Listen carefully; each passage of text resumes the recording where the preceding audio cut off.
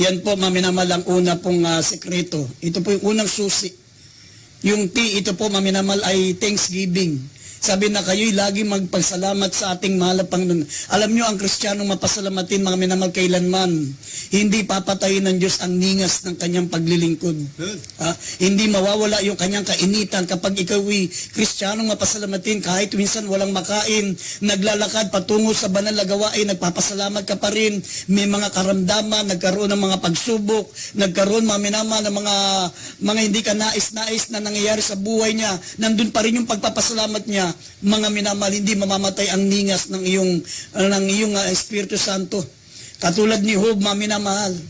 Si Job, namatay po ang kanyang 10 anak, naubos ang kanyang ari-arian.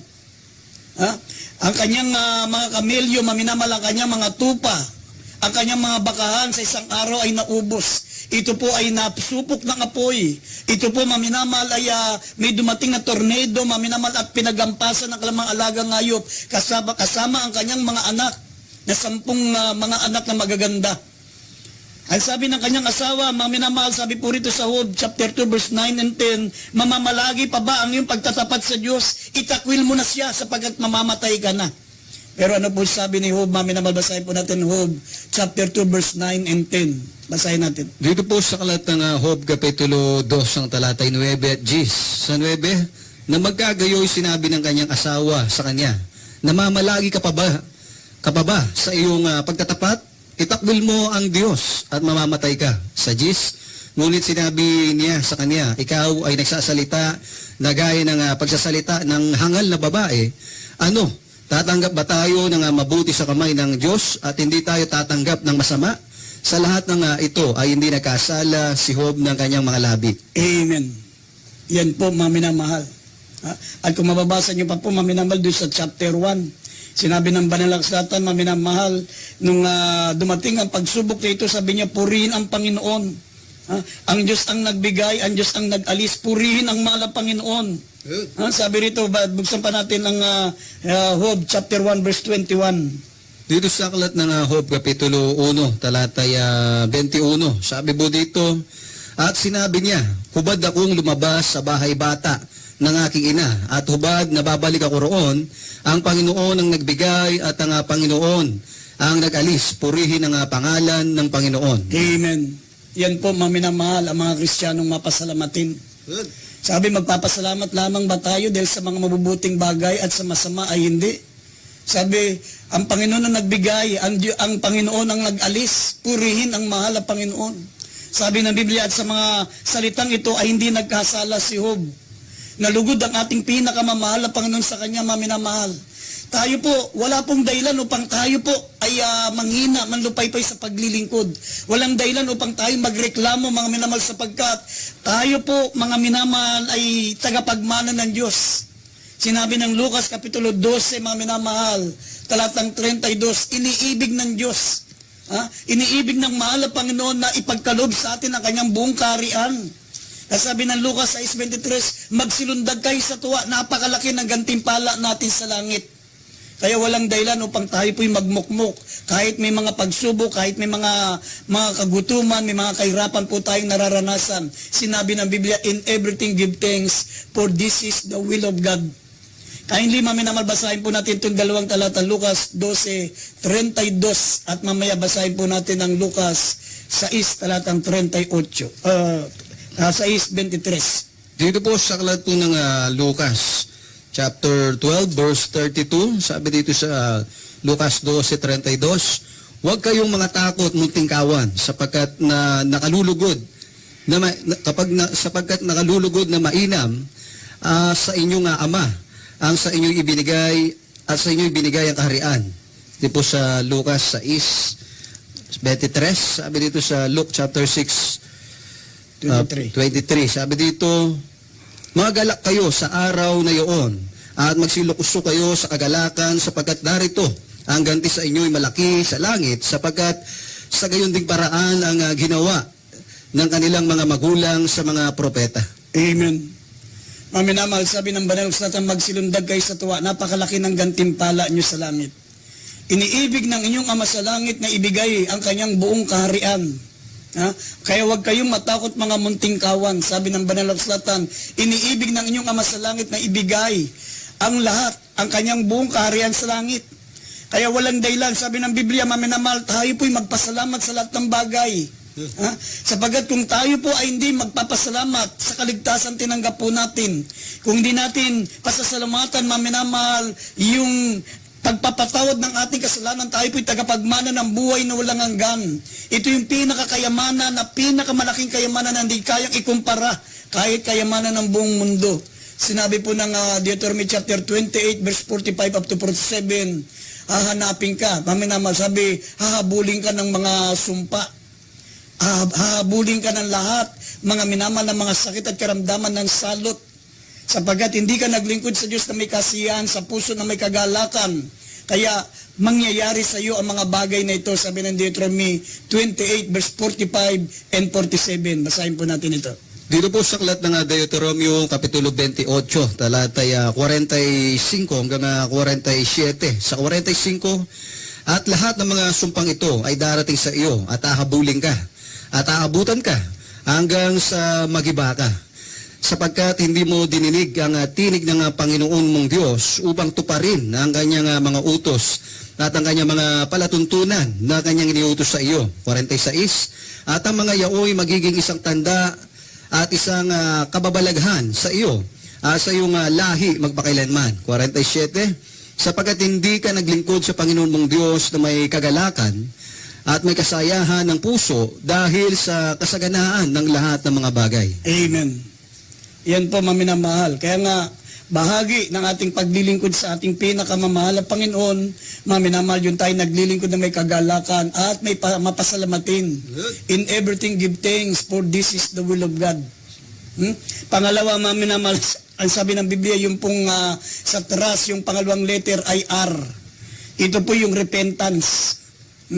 Ang R, maminamahal, repentance. Dapat, lagi po tayo mga minamahal na magsisi. Ano man ang ating mga pagkukulang, ano man ang ating mga pagkakamali, bantayan po natin ang ating sarili, mga minamahal, sa pagsisisi. Sapagkat, mga minamahal, ang kasalanan po, ito po'y katulad po yan ng fire extinguisher. Pumapatay ng apoy, mga minamahal, ang kasalanan. Ito po yung papatay sa ating maalab na paglilingkod sa Diyos. Ang kasalanan parang fire extinguisher yan.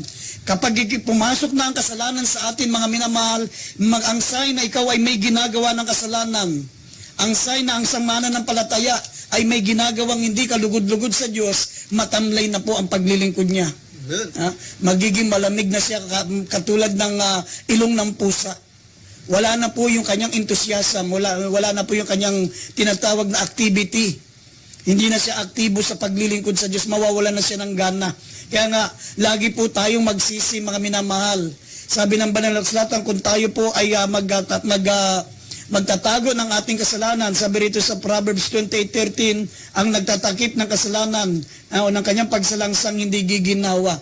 Mananatili siyang lupaypay, mananatili siyang walang gana hanggat hindi niya naipapayag ang kanyang mga kasalanan. Basahin po natin ang Proverbs 28 verse 13. Dito po sa aklat ng mga kawikaan, Kapitulo 28, talatay 13.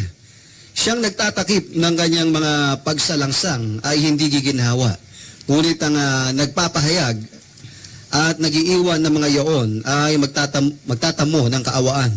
Amen. Amen. Yan po ang pangalawa, repentance. Kailangan lagi po tayo magsisi, mga minamahal. Habang tayo po ay narito sa sanlibutan ito, mga minamahal, hindi po tayo may iwasan na talagang tayo po'y minsan mahulog sa kasalanan.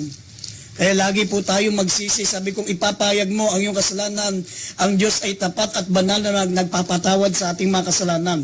Ngunit sabi rito sa nabasa natin, kung siya'y nagtatakip ng kanyang kasalanan, ay hindi giginawa. Ngunit ang nagpapayag at nag-iiwan ng mga yaon ay magtatamo ng kaawaan. Yan po, maminamahal. Sabi ng Biblia, kaya nga kayo magsipanumbalik. Sabi ng Acts chapter 3 verse 19, kaya nga kayo magsisi at magbalik loob upang mapawi ang inyong mga kasalanan. At kung magkagayon, magsidating ang mga panahon ng kaginawaan mula sa harapan ng ating mahal na Panginoon. Darating muli ang maluwalang ang kaginawahan sa buhay natin kapag tayo po'y nagsisi. Kaya ang pangalawang sekreto, mga minamahal, ay repentance. Sinabi ng Roma Kapitulo 2, talatang 4, the goodness of God leadeth men to repentance. Ang pag-ibig ng Diyos ang palaging umaakay sa tao para siya magsisi. Hindi nakakatakot ang Diyos, mga minamahal, para i-confess ang ating kasalanan. Kapag tayo po'y nagpahayag ng ating kasalanan, hindi niya tayo papatawan ng parusa. Hindi karakadaka tayo husgahan ng ating mahal na Panginoon, kundi makakamtan po natin ang kasaganaan, makakamtan po natin ang kaginawaan, ang kapatawaran. Pero, mga minamahal, kung tayo po ay magtatakip ng ating kasalanan, sabi, kung pakundanganan ko ang kasamaan sa aking puso, hindi ako didinggin ng Panginoon. Yan po yung nasa Psalms 66 verse 18. Kung pakundanganan ko ang kasamaan sa aking puso, ay hindi ako didinggin ng ating mahal na Panginoon. At kung sinabi mo na wala kang kasalanan, sabi ng Jeremias 2.35, basahin po natin yung Gawa 2.35, sa Jeremias 2.35, kung sinasabi nating wala tayong kasalanan, mga minamahal, lalo tayong parurusahan ng ating mahal na Panginoon. Sabi rito, basahin po natin. Dito po sa Jeremias 2.35, gayon may sinabi mo, ako'y walang sala. Tunay na ang kanyang galit ay humiwalay sa akin. Narito, hahatulang kita, sapagat iyong sinabi, hindi ako nagkasala. Amen. Pag sinabi mong hindi ako nagkasala, pag sinabi mo, maminamahal, na ikaw ay walang kasalanan, lalo kang hahatulan ng ating mahal na Panginoon. Sapagkat, sabi ng Banal na Kasulatan, wala namang taong hindi nagkakasala. Sabi ng Unang Hari 8:46, kahit tayo mga mananampalataya, minsan mga minamahal, nahuhulog po tayo sa kasalanan. Kaya nga, ang nagpapalamig ng ating maningis na paglilingkod sa Diyos, yung kasalanan. Para yung fire extinguisher. Pag medyo nanlamig ka na, pag medyo matamlay na ang paglilingkod mo sa Diyos, mga minamahal, suriin mo ang puso mo. Siyasatin mo ang iyong puso, baka mayroon kang kasalanan na hindi mo na iko-confess. Baka meron kang ginagawang kasalanan, mga minamahal ko, na hindi mo nalalaman na ito pala'y masama. Yan po, mga minamahal. At ang pangatlo, sabi ng Banal na Kasulatan, ang pangatlong sekreto upang maging maningas palagi ang paglilingkod natin sa Diyos, sa word na trust, yung pong you. Yung you, mga minamahal, understanding. Understanding, Psalms 47 verse 7. Maraming mga mananampalataya, mga minamahal, ang gaya-gaya lang ang paglilingkod sa Diyos. Kaya kapag yung kanilang ginagaya ng lamig, manlalamig na rin sila. Yung kanilang paglilingkod, mga minamahal, isinasandig nila sa kanilang kapwa mananampalataya, parang sunod-sunuran sila. Pag nakita nila yung kaibigan nila mainit, kung ang kaibigan nila nag-choir member, mag-choir na rin sila. Pag ang kanilang kaibigan, mga minamahal, ay nag-backslide ng lamig, ganun na rin. Bakit? Kasi hindi nila naiintindihan ang tamang paglilingkod sa Diyos. Kailangan pag naglilingkod ka sa mahal na Panginoon, alam mo, naiintindihan mo, bakit ka dumadalo, bakit ka, mga minamahal, sumasamba, bakit ka nagpupuri, bakit ka nagpapagamit bilang mga awit ng mahal na Panginoon. Alam mong ginagawa mo na ito'y inuukol mo sa mahal na Panginoon. Bilang pagpapasalamat mo sa Diyos na ikaw ay pinatawad sa kasalanan. Ikaw ay niligtas niya mula sa dagat-dagatang apoy, sa apoy ng impyerno na kaparusahan ng kasalanan. Dapat naiintindihan mo na ang ginagawa mo ay para pasalamatan ang ating mahal na Panginoon. Yan po ang pangatlo, understanding. Basahin po natin ang Psalms 47 verse 7. Dito po sa aklat ng mga awit 47:7, sabi po dito sa Psalms 47:7, sapagkat ang Diyos ay hari ng buong lupa, magsiawit kayo ng mga pagpuri na may pag-unawa. Amen. May pang-unawa, understanding. Umawi tayo sa mahal na Panginoon, maminamahal, uunawain natin ang mga lyrics, unawain natin ang mensahe. Naglilingkod tayo sa ating pinakamamahal na Panginoon, dapat nauunawaan natin anong dahilan bakit tayo naglilingkod. Sumasamba tayo sa ating mahal na Panginoon, dapat alam natin, nauunawaan natin anong dahilan bakit tayo naglilingkod at sumasamba, pumupunta sa banal na gawain ng mahal na Panginoon. Dapat hindi gaya-gaya ang paglilingkod natin sa Diyos. Huwag tayong katulad ng loro. Huwag tayong katulad ng Martinez, nagagaya niya ang salita ng tao, maminamahal, pero hindi niya alam kung anong ibig sabihin ng kanyang sinasabi. Huwag tayong parang ibon, gaya-gaya. Tayo maminamahal, dapat meron tayong sariling pangunawa. Huwag natin maminamahal, i-rely ang ating pananampalataya, ang ating kaligtasan sa mga kaibigan natin, sa mga kakilala natin, sa mga kasama nating sumasamba. Ha? Huwag tayong maging partiker sa kanila. Pag sila po'y nanlamig, kasama ka nang nanlalamig. Gaya-gaya kasi ang paglilingkod mo sa Diyos, hindi mo inuunawa bakit ka sumasamba, bakit ka dumadalo, bakit ka naglilingkod. Hindi mo naiintindihan kasi mga minamahal, gaya-gaya lang ang paglilingkod mo. Pero sabi ng Biblia, mga minamahal, paglingkuran natin siya na may pagpupuri, na may pangunawa. Kailangan, importante po yung nauunawaan natin ano man ang ating ginagawa para sa ating pinakamamahal na Panginoon. At pang-apat, mga minamahal, sabi ng Banal na Kasulatan, ang pang-apat po sa trust, yung pong stand. Yung S, stand.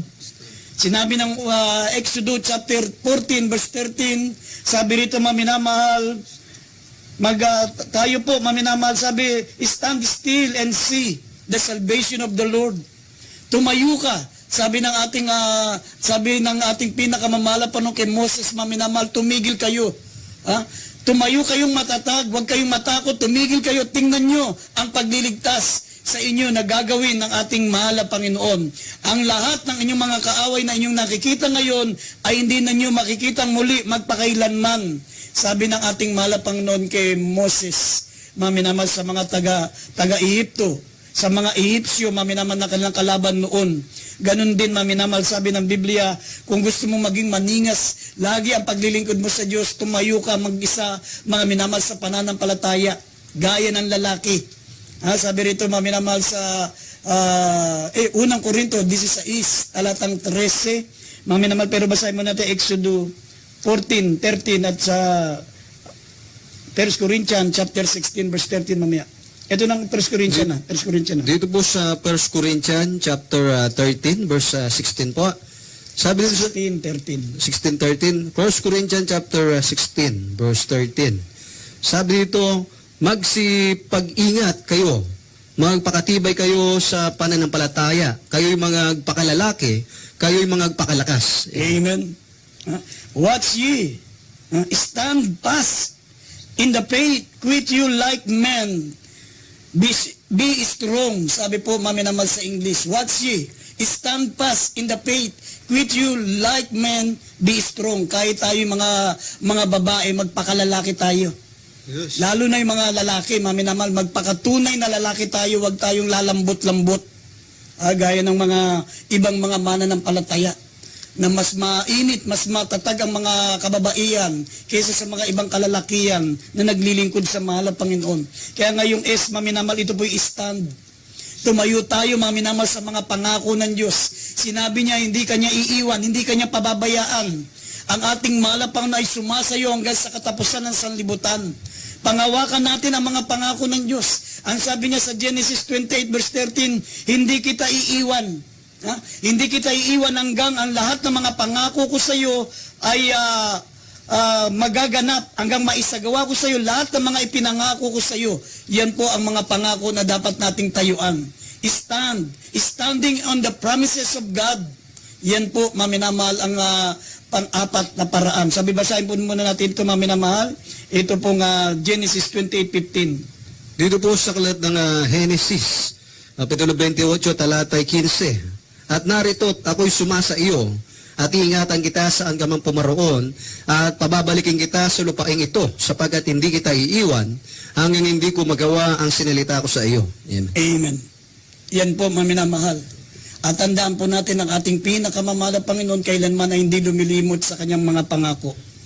Ang pangakong ito, ang kanyang mga salita, hindi lamang po sa mga unang henerasyon, hindi lamang po ito kay Abraham, hindi lamang po ito kay Moses, hindi lamang po ito, mga minamahal, kay David o sa mga unang mga mananampalataya. Para sa ating lahat ito, mga minamahal, ang salita ng Diyos. Para sa lahat ng mga hinahawakan ang kanyang mga banal na pangako. Ang sabi niya, maminamal, narito ako'y sumasa iyo, iingatan kita. Saan ka man pumaroon at pababalikin kita sa lupaing ito, sapagkat hindi kita iiwan hanggat hindi ko nagagawa ang mga sinalita ko sa iyo. Isa yan sa mga pangako niya. At ang sabi niya sa Isaiah 41 verse 10, huwag kang matakot sapagkat ako'y sumasa iyo. Huwag kang manlupaypay sapagkat ako'y iyong Diyos. Palalakasin kita, oo, tutulungan kita, aalalayan ka ng kanang kamay ng aking katwiran.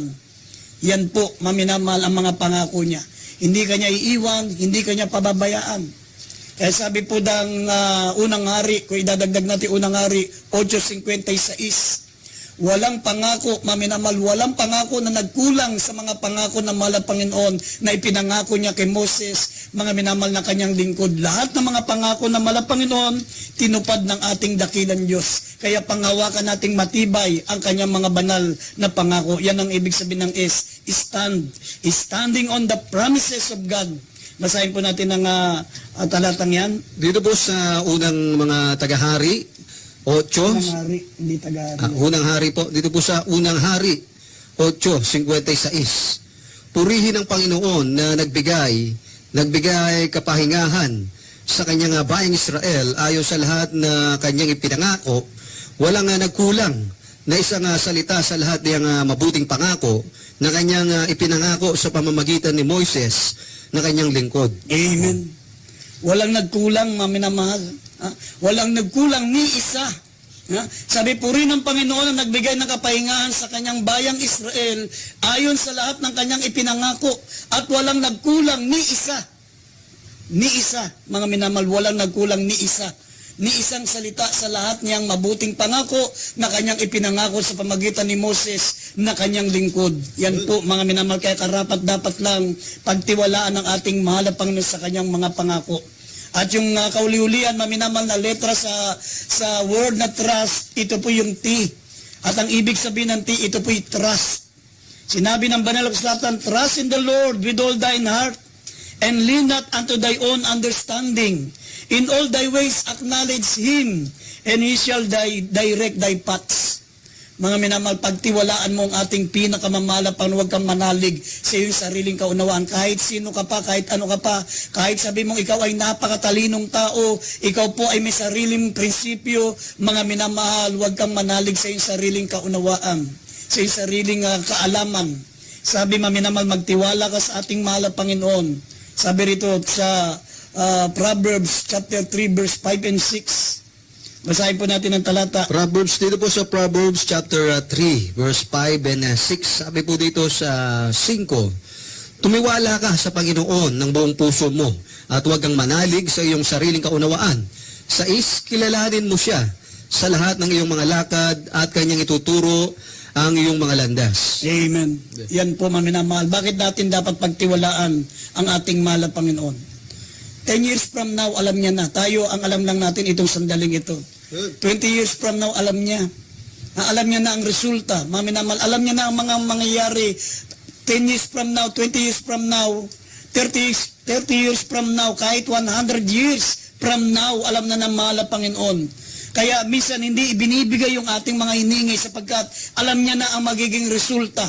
Hindi man ibigay yung ating iningi sa Kanya, maminamahal, hindi nangangahulugan, mga minamahal, na hindi ka pinakinggan ng Diyos. Ibig sabihin, meron siyang higit, mga minamahal, na ibibigay na mas mabuti sa iyo. Kaya sabi, pagtiwalaan mo siya. In all thy ways, acknowledge Him. Sa iyong mga lakad ay pagtiwalaan mo siya. Huwag kang manalig sa iyong sariling kaunawaan. Kilalanin mo siya sa lahat ng iyong mga lakad, ituturo niya sa iyo ang iyong tamang landas. Kaya tayo napapariwara, maminamahal, kasi pag hindi pinakinggan ng Diyos ang ating panalangin, pag hindi ibinigay ng Diyos ang iyong hiningi, akala natin, mga minamahal, pinabayaan na tayo ng Diyos. Akala natin, hindi na tayo mahal ng Diyos, kaya nanghihina tayo, nanglulupaypay tayo. Hindi ganun. Para wag mawala ang ningas ng ating paglilingkod sa Diyos, sabi, pagtiwalaan mo siya, trust.